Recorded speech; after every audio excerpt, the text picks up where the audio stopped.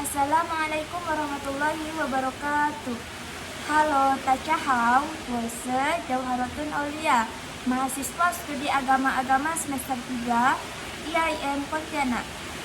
Di sini saya akan menjelaskan secara singkat mengenai agama Konghucu dari konsep ketuhanan, kitab, dan tata cara ibadah. Agama Konghucu dalam bahasa Mandarin disebut Rojiao, atau yang berarti ajaran kaum terpelajar, atau juga bisa disebut ajaran kaum Konfusianis.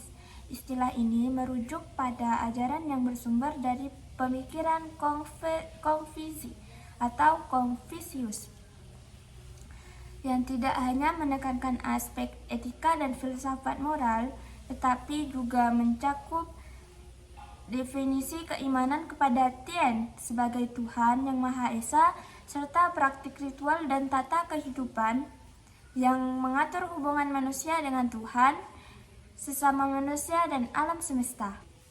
Dalam agama Konghucu, Tuhan disebut dengan dua istilah. Yang pertama yakni Sangke, yang berarti penguasa tertinggi atau Tuhan yang Maha Esa. Istilah ini banyak digunakan dalam kitab-kitab klasik seperti Sujing dan Sijing untuk menyebut Tuhan sebagai penguasa tertinggi alam semesta.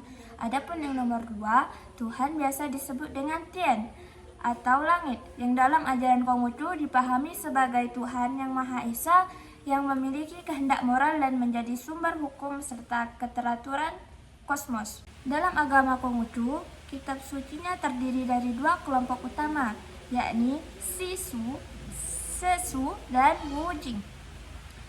Adapun Sisu yang berarti 4 kitab, yang terdiri dari Dashue, Songyong, Lunyu, dan Mengse. Adapun Dashue merupakan kitab ajaran besar, Songyong adalah kitab tengah sempurna, Lunyu adalah sabda suci atau analek Konfusius, dan keempat yakni Mengse atau kitab Mengse.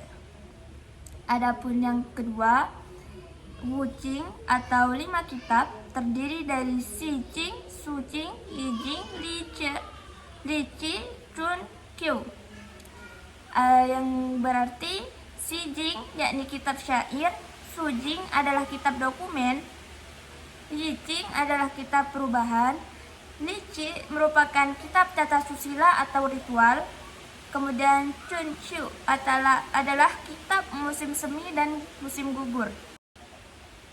Nabi dalam agama Konghucu adalah Kongse atau Konfusi, yang dalam bahasa Indonesia dikenal sebagai Konfusius.